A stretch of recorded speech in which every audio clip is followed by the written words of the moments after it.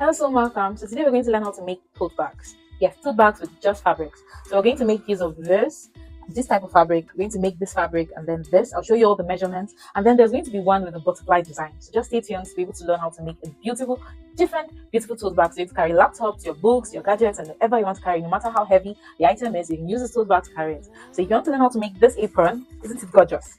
I don't like measuring tapes around my neck, and as well as having aprons turn around my neck. So this was made versatile for that purpose. So if you want to learn how to make this for fashion designer, tell me in the comment section. And then this pin cushion, we have it in our video. So if you check our previous video, you'll see how to make a pin cushion just for you. So stay tuned as we make this tote bag. So first we're going to begin with the body. And here is the measurement. The breadth is 13 inches. And remember, this is on fold. So you do like 13.5 inches or 14 inches. And then the height is 19.5 inches. So this bag is going to be a bit long. So if you want your shorter, you know what to do. So every one of them is going to be lined up so that it's made thicker and you to carry any weight you'd want to carry. So this is chiffon, and then the breadth of it is 4 inches and the length we're going to use 30 inches. So this is also going to be lined, although I lined it with just a light fabric in the middle. So this is the fabric I used to line it, and this is 2 inches and the same length, just to fold on top of it and give it that firm grip on the back. So the next bag we're going to be making is this bag and the body.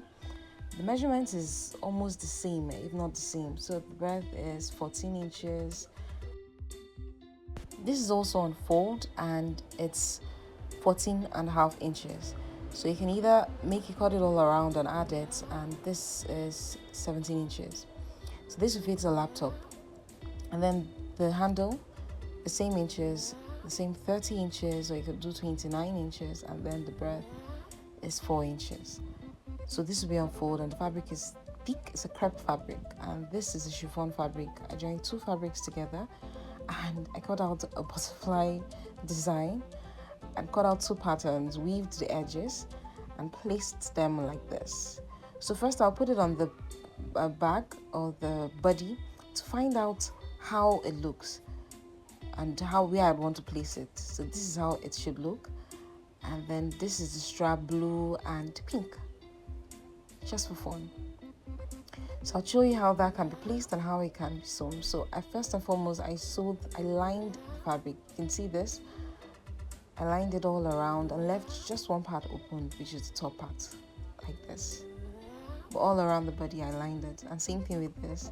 I lined it all around, and then this part is left open. And another crepe fabric again. This is with design, and this other crepe fabric is a plain fabric. So instead of leaving it plain, I decided, okay, we should just put a design on it, or better still, a pocket. So I got this. I joined two fabrics together, two different colors.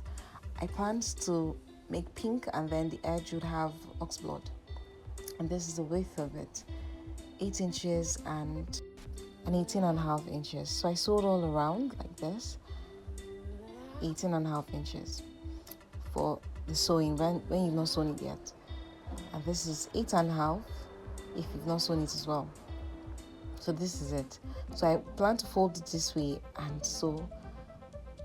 But when I placed it on it, I didn't like the outcome. The color was looking very too sharp. So I turned it around, and I prefer this.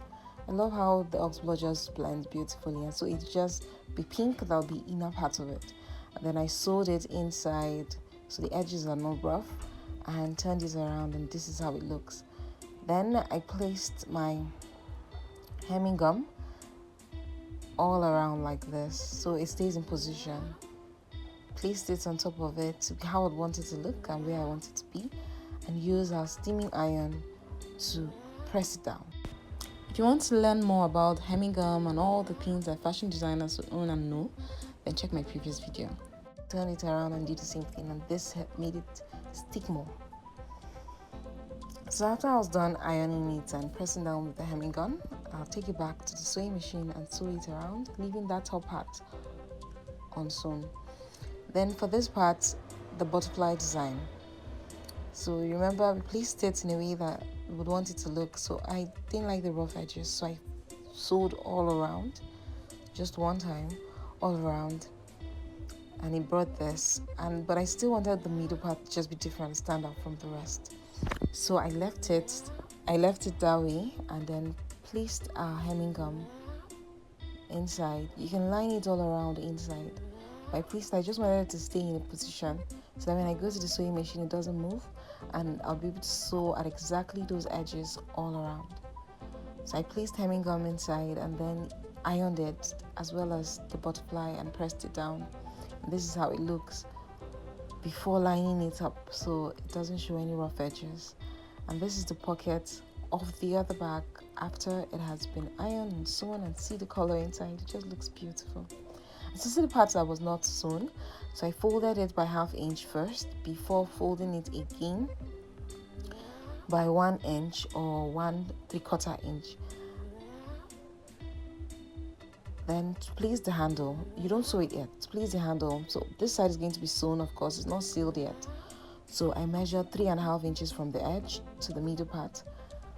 Then at the other edge as well, 3½ inches, and then linked it up. Back and front. Those are the places where the handle is going to be placed. Then our handle that has been sewn like this. One of the edge, I made sure that the rough edge faces inside while the other edge that is covered faces the other side.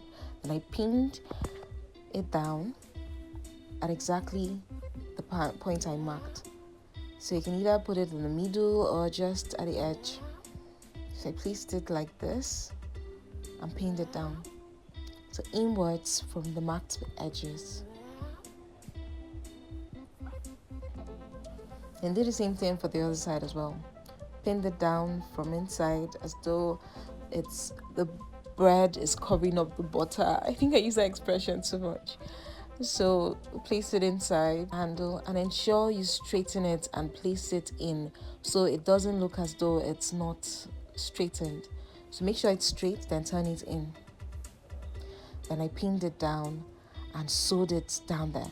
So after it's sewn, you can see I raised it up, like you see, raised it up and then pinned it down again. So it's firmly held and it's hooked. It can't remove and can carry the weight you desire for it to carry. And I pinned it down again, and this time on the second stair, and then pinned it down, and I'll show you how it looks at the end.